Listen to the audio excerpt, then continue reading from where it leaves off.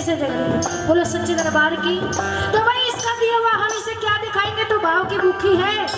अगर इंसान बुलाने पे, इसके बुलाने पे एक रात भी इसके चरणों में नहीं दे सकता तो जीवन व्यर्थ है।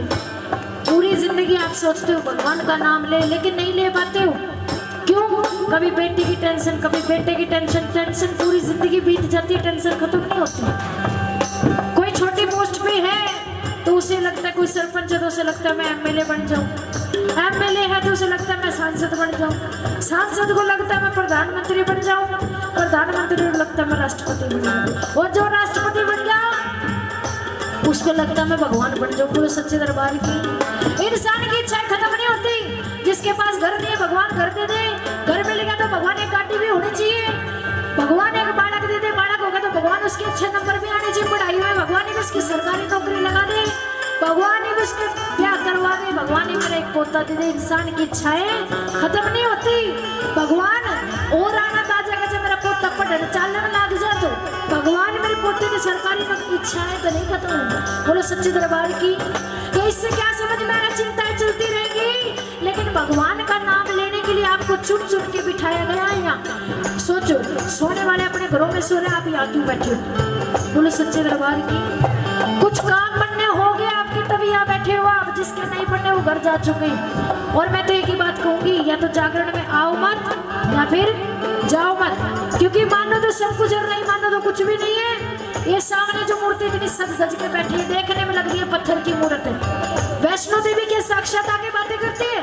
वृंदावन चले जाओ, केदारनाथ चले जाओ, अमरनाथ चले जाओ, खाटू श्याम चले जाओ, कोई भी देवी देव साक्षात आकर बातें नहीं करते, मूर्ति रूप में ही मन के दर्शन करते और हमारी मन की बातें सुनती और पूरी हो जाती है। क्यों?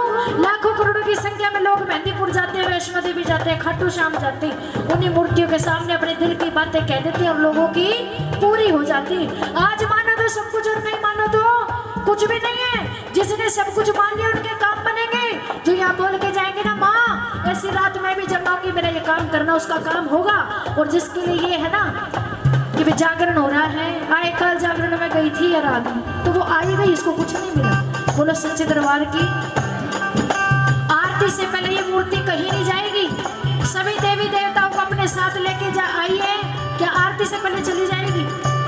नहीं जाएगी। हम कैसे छोड़ के चले जाते हैं फिर जागरण में? बोलो सच्चे दरबार की। तो इसीलिए राम नाम के हीरे होते, इसलिए बिखरा रही हूँ, अपनी आंखें खोलो। और बताया क्या, जिस जिसने ये हीरे लूटे, जिस जिसने ये हीरे लूटे, वो तो माला माल हुए, तन दौलत के बने दीवाने, आखिर में कंगाल हुए। जिस जिसने ये हीरे लूटे, जिस जिसने ये हीरे लूटे, वो तो माला माल हुए, तन दौलत के बने दीवाने, आखिर में कंगाल हुए। वो दिन का यूं चमन खिला है। अरे आपको लगता है आए मेरा बेटा, आए मेरी बेटी, आए मैं इसकी माँ। भक्तजनों, ये रिश्ते यही के हैं, सच्चा रिश्ता उस परमात्मा से। ये मेरे पापा जी बैठे, ये मेरी बहन की हस्बैंड। कहने को इस दुनिया में रिश्ता मेरा मेरे पति से रिश्ता, मेरी माँ है, मैं उसकी बेटी हूँ, लेकिन ये रिश्ते यहाँ के हैं, वहाँ का नहीं है। वहाँ जाना है तो अपने अपने कर्मों के साथ ही जाना है। मैंने इस धरती पे आके क्या किया? ये मेरी बहन है, आपको देखने में दो नजर आ रही होंगी, लेकिन हम एक हैं, लेकिन हम एक हैं। हमारी शादी हो गई है, लेकिन फिर भी शादी भी यही खोल करके की थी कि हम एक हैं। सोच लेना कभी बाद में फिर ऐसे करो तो भगजन। लेकिन सच्चाई में क्या कह रही हूँ कि फिर भी इसके कर्म इसके साथ और मेरे कर्म मेरे साथ है। मैंने किसके साथ क्या किया? तो इसीलिए बताया कि ये 2 दिन का चमन है, इसमें इतने पागल मत हो। अपने बेटे की सोचो, अपने बेटे की सोचो, अपने लिए सोचो। जब सांस निकलेगी, अभी कुछ दिन पहले मेरे ताऊ जी का देहांत हुआ है, सारे हाथ में हाथ रख के खड़े हैं, कोई कुछ नहीं कर पा रहा है। क्या उसने कुछ किया होगा तो कुछ आगे आएगा, लेकिन किया हुआ था। हमने बचपन से देखा अपने ताऊ जी को, एक भी मंगलवार ऐसा नहीं किया जब पूजा पाठ के बिना मेरे ताऊ जी ने खाना खाया हो, तो वो पूजा पाठ उसके काम आई। इसीलिए बता रही हूँ क्या कि 2 दिन का यो चमन खिला है, 2 दिन का यो चमन खिला है, आखिर होगी चला चली।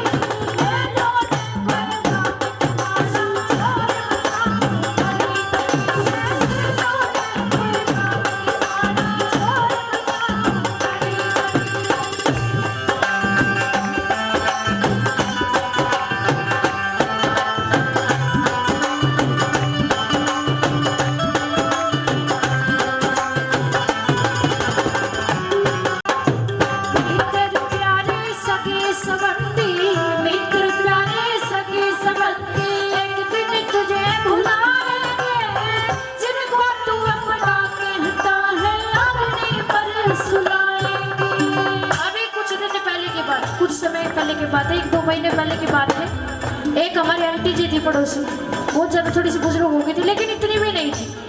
भक्तों, बहू का कहना था सारे कपड़े ले जाओ यहाँ से, सब कुछ ले जाओ, हम देख रहे हैं हमारी उम्र बहुत छोटी है, आप हमारे से बड़े हो, लेकिन फिर भी मैं आपको बता रही हूँ सब कुछ ले जाओ यहाँ से। जब बारी आई गहनों की, ये इनसे क्या होता है, तो माँ जी के थे, फिर बहू तो मैं ही हूँ, मेरे हैं। तो बोलो सच्चे दरबार की, गहनों में भूत नहीं है, कपड़ों में भूत है। तो भक्तों यही रिश्ता है आगा, मित्र प्यारे सगे सबंती,